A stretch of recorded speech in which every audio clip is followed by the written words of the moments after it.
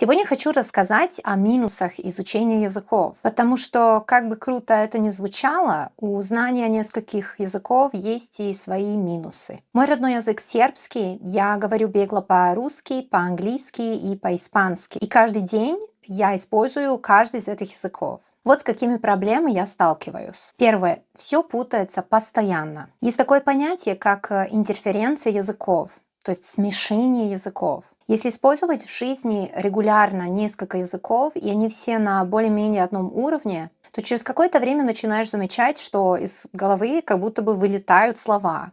Или еще хуже, в течение разговора в голове всплывает то слово, которое нужно, но не на том языке. Очень часто языки начинают мешать друг другу. Забываются слова даже на родном языке. Появляются какие-то гибридные формы, какой-то микс из языков. Иногда даже путаются грамматические конструкции. Номер два. Языки забываются, если регулярно не используются. Без практики даже те языки, которые выучены до очень высокого уровня, как будто исчезают из головы, и уровень начинает падать. Поэтому нужно постоянно освежать язык, а на это иногда элементарно не хватает времени. Номер три. Ментальная усталость. Когда приходится постоянно переключаться между языками, мозг, естественно, устает. Особенно сильно это чувствуется при интенсивной работе или спонтанном разговоре. Иногда нужно буквально несколько секунд, чтобы перевести себя на нужный язык. В жизни это выглядит как пауза на каком-то странном и непонятном месте, и меня это иногда раздражает. Номер четыре. Сложности с идентичностью. Это то, о чем довольно мало говорят. Иногда бывает такое, что начинаешь хуже знать свой родной язык. У меня лично, например, появляется интонация русского в сербском, и это звучит довольно странно. Иногда путаются русские слова. Это особенно часто происходит у меня между сербским и русским, потому что они принадлежат одной языковой группе, и у них иногда бывают, например, схожие префиксы, которые имеют разные значения в каждом из языков. Я иногда не успеваю просто вспомнить, какой префикс правильно надо использовать в определенном языке, у меня это на автомате уже идет. От этого появляется такое ощущение, как будто идентичность слегка плавает, особенно если живешь не в своей стране и довольно редко общаешься на родном языке. Номер пять. Сложно расслабиться. Общение иногда становится очень аналитическим. Мозг все время сканирует речь. Правильно ли я сказала? Верно ли использовала слово, ударение? Иногда я даже могу отвлечься от темы разговора, если общаюсь с носителем какого-то из моих языков, который не сербский, и начинать анализировать его конструкции, его структуры, и иногда даже останавливать его и спрашивать, почему именно так сказал, почему не так, в чем разница.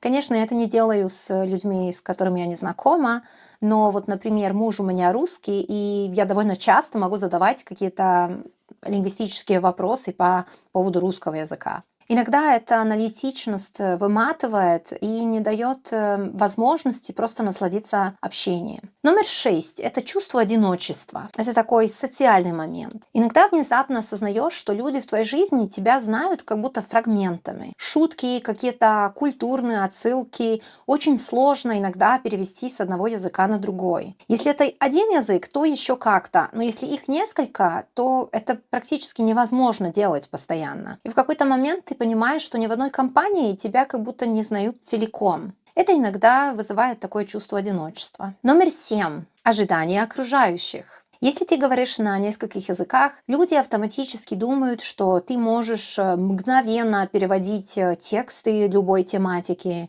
что прекрасно разбираешься в жаргонах, в диалектах и что делаешь все без ошибок. Это не так. На все это, если ты вдруг забыл слово на родном языке, на тебя смотрят как-то странно, а иногда даже с насмешками. Номер 8. Ты являешься специалистом, но в какой-то области иногда по чуть-чуть, а может и нет.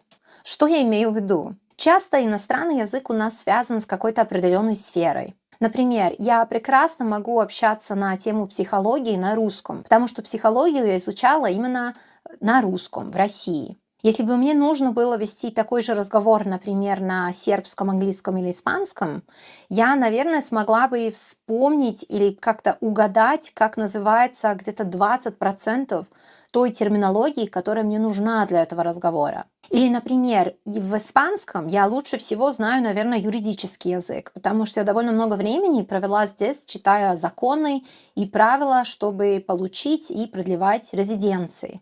На сербском я идеально могу говорить о литературе и филологии, потому что я в Сербии на сербском получала свое первое высшее образование. В английском у меня самая сильная область, пока что, я думаю, медицина, хотя на русском, наверное, тоже. Из этого возникает такое чувство фрагментарности. Бывает обидно, что иногда не можешь до собеседника донести то, что хочешь сказать, просто из-за того, что вы общаетесь не на том языке. И последнее — это такой практический момент. Это поддержание уровня. Чтобы держать все языки хотя бы на C1 уровне, нужно очень много читать, слушать и общаться. Это требует времени, усилий и железной дисциплины. И несмотря на все эти усилия и все это время и дисциплину, я иногда ловлю себя на мысли о том, что я как будто бы неуверенно себя все равно чувствую во всех этих языках. Как будто все это поверхностно.